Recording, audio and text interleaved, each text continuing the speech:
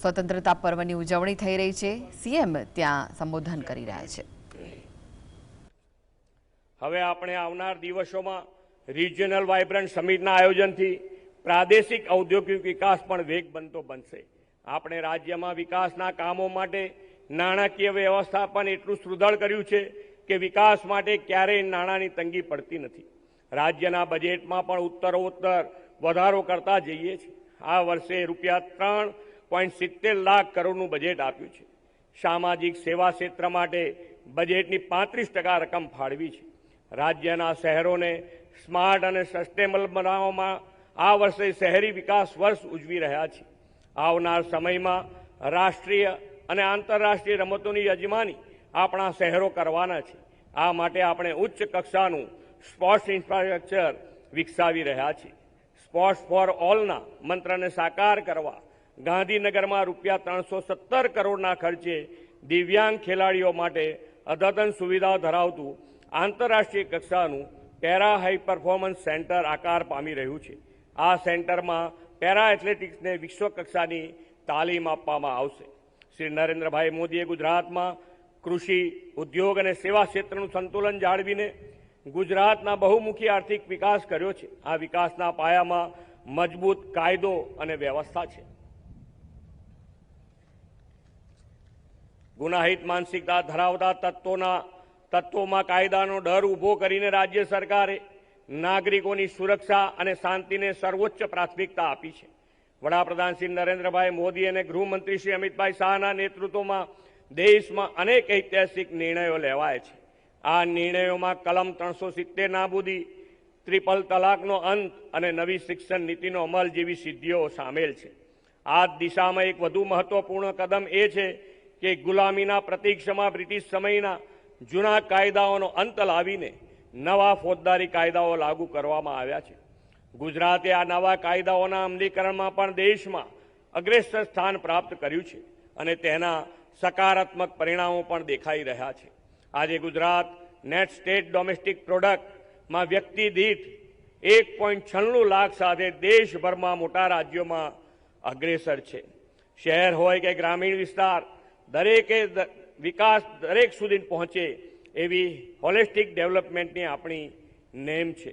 આ માટે આયોજનબદ્ધ શહેરી વિકાસને વધુ વેગ આપવા અને ગ્રામીણ વિસ્તારોને વધુ શહેરો જેવી સુવિધા આપવા સહિતની કેટલીક નવી યોજનાઓ આજે જાહેર કરીએ છીએ।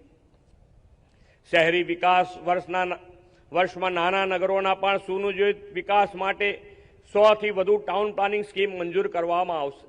1 લાખ સુધીની વસ્તી ધરાવતા 55 નગરો માટે GIS આધારિત ડેવલપમેન્ટ પ્લાન તૈયાર કરવામાં આવશે। પોરબંદર મહાનગરપાલિકા વિસ્તાર માટે પણ આવી GIS બેઝડ વિકાસ યોજના બનશે। રાજ્યમાં થઈ રહેલા વિરત વિકાસને કારણે શહેરીકરણ પણ વધ્યું છે। શહેરોની સાથે ગ્રામ્ય વિસ્તારનું પણ વેલ પ્લાન ડેવલપમેન્ટ થાય એવો વડાપ્રધાનશ્રીનો હંમેશા અભિગમ રહ્યો છે। ગુજરાતમાં એ અભિગમને સાકાર કરવા મુખ્યમંત્રી ગ્રામોત્થાન યોજના શરૂ કરવામાં આવશે। તાલુકા મુખ્ય મથક હોય, નગરપાલિકામાં ભળી ન હોય એવી ગ્રામ પંચાયતોના સર્વાંગી વિકાસ માટે ₹100 કરોડના પ્રાવધાન સાથે 5 વર્ષ માટે આ યોજના શરૂ કરી રહ્યા છે। શહેરોમાં વધતી જતી વસ્તીના કારણે મોટા ગામડાઓ શહેરોનો વિકલ્પ બને અને નાગરિકોનો શહેરો તરફથી ગામોમાં આવતા પ્રેરાય તેવો આ યોજનાનો ઉદ્દેશ છે।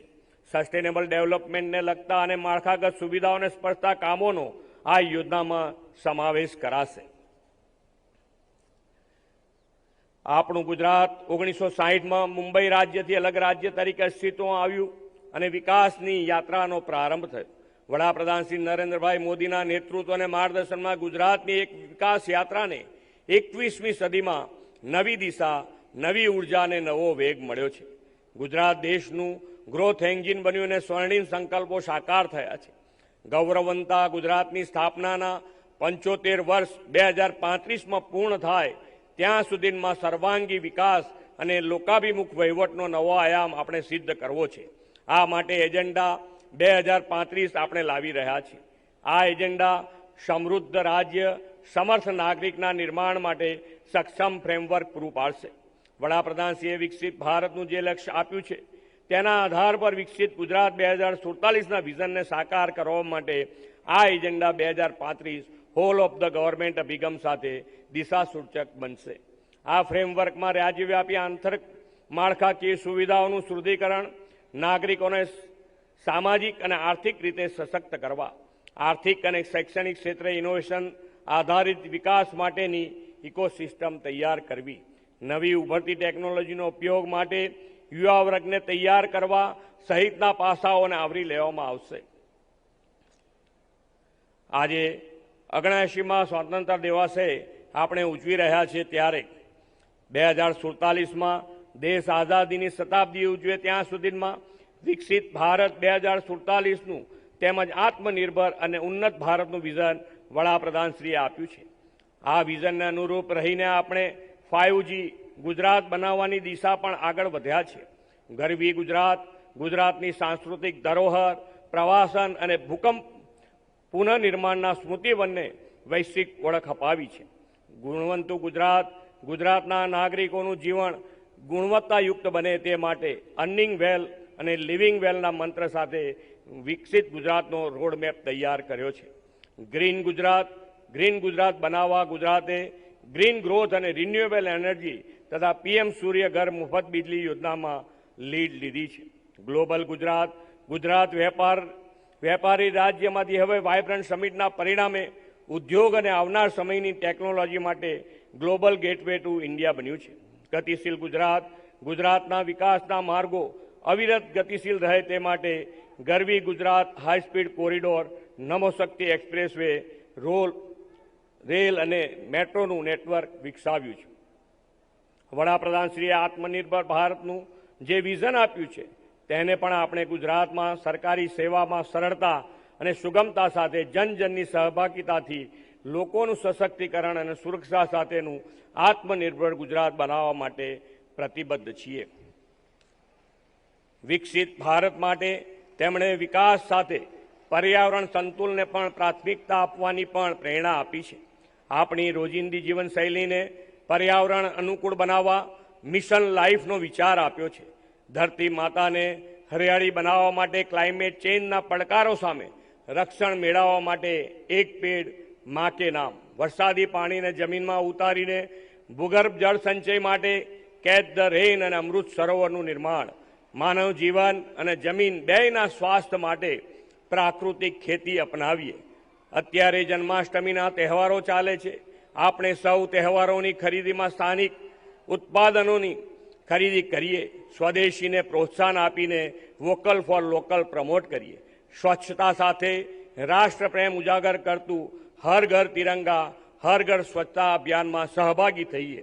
79મા સ્વાતંત્ર્ય પર્વે પોરબંદરની આ ઐતિહાસિક ધરતી પરથી આપણે સૌ ગુજરાતીઓ સંકલ્પ લઈએ એજન્ડા 2035 સુધી સમૃદ્ધ રાજ્ય, સ્વર્થ નાગરિક બન માટે અને વિકસિત ભારત માટે વિકસિત ગુજરાતના નિર્માણથી આપણે લીડ લઈને ગુજરાતને સર્વોત્તમ બનાવીશું। ફરી એકવાર આપ સૌને સ્વતંત્રતા દિવસની ખૂબ ખૂબ શુભેચ્છાઓ પાઠવી વિરમું છું। ભારત માતા કી જય, વંદે માતરમ, જય જય ગરવી ગુજરાત।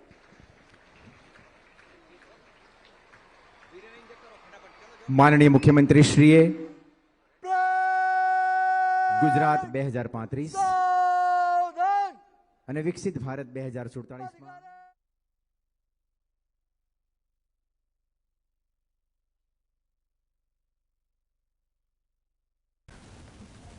તો પોરબંદરમાં રાજ્યકક્ષાના સ્વાતંત્ર્ય પર્વની ઉજવણી થઈ છે ત્યારે ગુજરાતને વિકસિત રાજ્ય બનાવવા માટે સુરત સહિત કુલ 6 ઇકોનોમી હબ બનાવવામાં આવશે તેવું સીએમ દ્વારા કહેવામાં આવ્યું। તેમણે કહ્યું રાજ્યના બજેટમાં ઉત્તરોત્તર વધારો કરવામાં આવ્યો છે।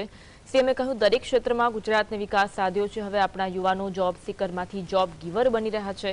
નમો લક્ષ્મીમાં અત્યાર સુધી 10 લાખ દીકરીઓને લાભ મળ્યો છે। દરિયાકાંઠાના વિસ્તારમાં માછીમારોના વિકાસ માટે 3.5 કરોડની ફાળવણી કરી હોવાનું પણ તેમના દ્વારા કહેવામાં આવ્યું હતું। આ વર્ષે બિરસા મુંડાની જન્મજયંતિ ઉજવી રહ્યા છે। આ વર્ષે આદિવાસીઓના વિકાસ માટે 21,000 કરોડથી વધુની રકમ બજેટમાં ફાળવી હોવાની વાત પણ સીએમ દ્વારા કરવામાં આવી હતી।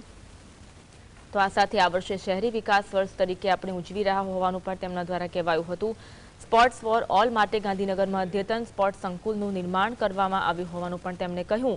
મુખ્યમંત્રી હર ઘર તિરંગા હર ઘર સ્વચ્છતા અભિયાનમાં સહભાગી બનવાની અપીલ પણ કરી.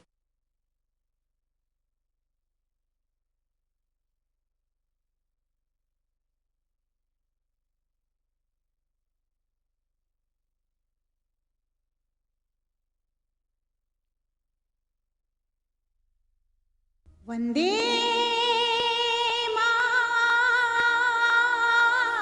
मातरम।